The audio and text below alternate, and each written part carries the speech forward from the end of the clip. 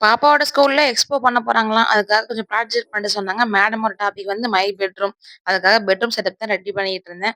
எனக்கு அந்த கிராஃப்ட் பண்றது, இந்த மாரி குட்டி, குட்டி மினியேச்சர்லாம் பண்றது ரொம்பவே பிடிக்குமா, அதெல்லாம் விட்டு வச்சிருந்தேன் ரொம்ப நாளாச்சு. சரி நம்மளே பண்ணி தரலான்னு சொல்லிட்டு நானே பண்ணிட்டு இருந்தேன். எங்க மாமா கடையில வாங்கி குடுக்கலாம்னு சொன்னாங்க. இல்ல, இல்ல நானே பண்றேன்னு சொல்லிட்டு கொஞ்சமா பொறுமையா 2 நாளா பண்ணிட்டு இருந்தேன். எப்படி பண்ணியிருக்கேன்னு மறக்காம கமெண்ட்ல சொல்லுங்க. ஒண்ணு ஒண்ணு பார்த்து, பார்த்து பண்ணிட்டு இருந்தேன். பண்ணி முடிக்கிறதுக்குள்ள வீடு 2 ஆக்கிட்டான் குட்டி பையன். "நீ என்ன வேணா பண்றான்னு" சொல்லிட்டு அவன விட்டுட்டு நான் கிச்சன்ல இருந்தே எல்லாமே பண்ணிட்டு இருந்தேன்.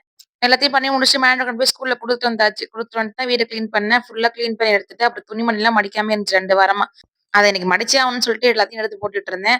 அத நான் எடுத்து போட்டதும் இந்த குட்டி பையனுக்கு ரொம்ப ஜாலியா ஆயிருச்சு. பெரல்றான், உருள்றான், மடிக்கிற துணி எல்லாத்தையும் கலச்சு போட்டுட்டு இருந்தான். இது வேலைக்கு ஆவாதுன்னு சொல்லிட்டு அவங்க அப்பா கம்பெனிக்கு கிளம்புறேன்ட்டாங்களா, அதனால அவங்களுக்கு டீ போட்டு ஸ்நாக்ஸ்க்கு பீட்ரூட் பனியாரம் தான் பண்ணி குடுத்துருந்தேன். ஒண்ணுமே இல்ல தோசை மாவுல பீட்ரூட்ட அரைச்சு ஊத்திட்டு வெல்லம், ஏலக்காய் 2 தான் கலந்திருக்கேன். கொஞ்சம் நேரம் அரிசி மாவு கலந்தீங்கன்னா சாஃப்ட்டா இருக்கும். அப்படியே சாப்பிட்டுக்கிட்டே துணியும் ஒரு வழியா மடிச்சுட்டேன். மிகப்பெரிய வேலையா இருக்குங்க. ரொம்ப கஷ்டமா இருக்கு துணி மடிக்கிறது தான்.